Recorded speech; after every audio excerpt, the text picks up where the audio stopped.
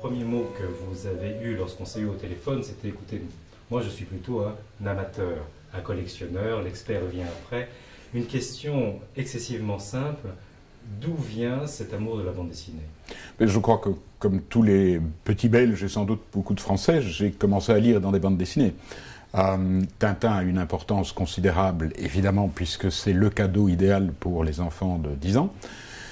La chose où je me distingue d'autres membres de ma génération, c'est qu'à 20 ans, j'ai décidé que j'allais me reconstituer une collection complète. Donc j'avais, comme chacun d'entre nous, 5 Michel Vaillant, 6 Blueberry. Je les ai tous rachetés pour avoir la série complète et pour pouvoir lire cela comme une œuvre en continu et pas album par album. Et voilà le résultat après 30 ans où j'ai racheté les vieux exemplaires et j'ai continué à suivre tout ce qui se publie de nos jours et que j'aime. Lorsque vous avez décidé de collectionner, est-ce qu'il y avait des marchands de bande dessinée, entre guillemets, vintage ou de collection, ou absolument pas? Ceci se déroule 10 ans avant... Ah oui, il y avait sans doute des marchands vintage, des albums, mais ça ne m'intéressait pas. Donc je n'ai jamais acheté du vintage parce que c'est quelque chose qui ne veut rien dire. Dans le domaine des livres anciens, je collectionne du vintage, mais pas en bande dessinée. Donc vous collectionnez des planches? J'ai collectionné 10 ans plus tard, j'ai commencé à m'intéresser aux planches. Et comment ça s'est passé la transition? Vous avez rencontré des artistes? Comment s'est passée cette transition entre les deux? Non, ça commence en fait avec des marchands, donc j'allais acheter mes albums de bande dessinée chez certains marchands et l'un ou l'autre à un moment donné disait tiens j'ai reçu une planche de ceci, j'ai reçu une planche de cela, chose que personne ne connaissait ou très peu de monde, puisque à l'époque les dessinateurs de bande dessinée ne vendaient pas leurs planches. D'ailleurs, toutes les planches d'Hergé qu'on peut trouver sur le marché ont le plus souvent été offertes par Hergé à un ami, un vieil ami ou un ami de rencontre.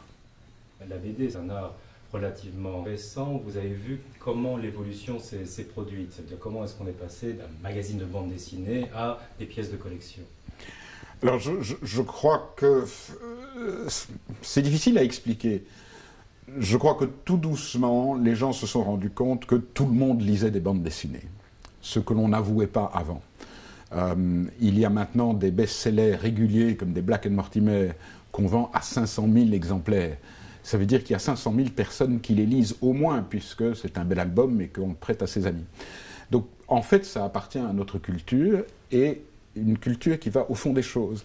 Si je veux faire référence à une planche précise de Tintin, il suffit que je vous explique 3 éléments et cette image surgit dans votre tête et dans celle de 3/4 de mes concitoyens. Donc tout d'un coup, c'est un véritable patrimoine commun culturel. Alors que si je vous parle de tel dessin d'Alechinsky, vous ne le verrez pas. Vous verrez du Alechinsky, mais je ne peux pas vous parler de telle chose précise. Alors tout doucement, parce que certains marchands ont commencé à créer un marché, on a vu un certain engouement. Mais je me souviens d'une époque où nous étions une vingtaine à Bruxelles à nous intéresser aux planches de bande dessinée et nous allions dans des endroits très incongrus où on vous sortait une farde où il y avait 10 planches.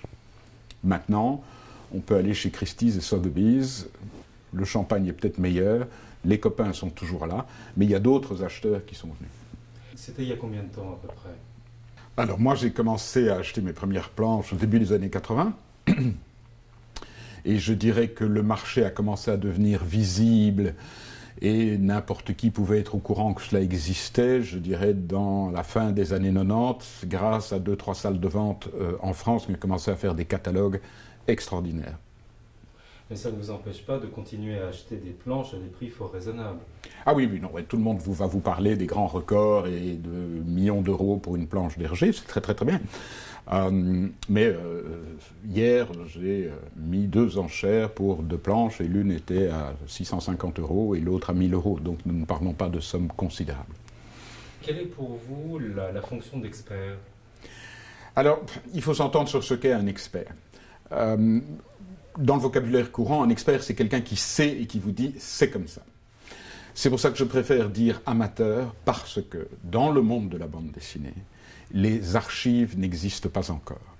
C'est-à-dire que si on veut parler de Vermeer ou de Bruegel, il y a des catalogues raisonnés qui sont écrits depuis des décennies, et un expert, et c'est celui qui a toute cette bibliothèque et qui va rechercher tel tableau, je connais tous ses propriétaires depuis 3 siècles, etc., etc. En bande dessinée, on ne sait quasi rien, parce que c'est une génération qui vient de commencer.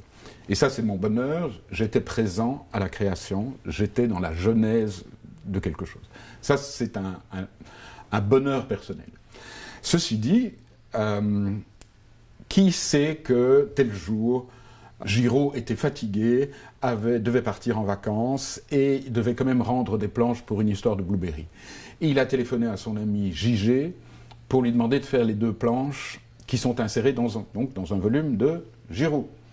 J.G. a signé ces planches, celles-là. Dans un autre exemple, par exemple, d'un album de Franquin, on sait que c'est Robat qui a dessiné une série de choses.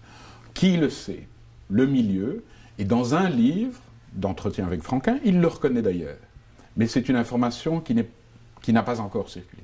Alors maintenant, ce qu'il va falloir faire, c'est des catalogues raisonnés de toute l'œuvre de l'un ou l'autre artiste et que l'on puisse voir ce que c'est que les planches. Alors, je veux juste préciser, une planche, pour moi, c'est un dessin complet avec un processus narratif, tout le monde connaît ce genre de choses, qui a été publié. Je ne collectionne absolument pas les dessins. Donc si quelqu'un a fait un très beau dessin, je ne serais pas intéressé parce que quand il était fait, etc. Ici, je peux vous donner les dates, les livres sont là, les originaux sont ici. Est-ce qu'il y a une... parce que c'est fascinant ce que vous êtes en train de raconter, puisque vous parlez de faire des catalogues raisonnés, et à vous entendre, on a l'impression que tout reste à faire. Oui, tout reste à faire. Ça, il y a très longtemps, il y avait une petite revue qui s'appelait Les Cahiers de la bande dessinée, qui donnait des interviews, il y avait des articles, certains écrits par des gens qui vont devenir des sommités dans le domaine psychologique, et ils ajoutaient un petit catalogue raisonné de toutes les publications. Donc il y avait 6-7 pages totalement austères, telle planche a été publiée tel jour, dans tel album, telle planche... Cet effort s'est perdu il y a 25 ans, 30 ans. Mais vous prenez les grands livres sur Franquin, sur Cuvelier, etc., les détails précis ne s'y trouvent pas. Tout ça va devoir être fait. On ne sait pas où sont les planches des 3/4 des auteurs. La famille J.G. a beaucoup vendu après le décès de J.G. Personne ne sait où se trouvent les planches, sauf certains marchands qui se souviennent qu'ils les ont vues passer il y a 10 ans, 15 ans. Donc tout est dans des mémoires humaines pour l'instant.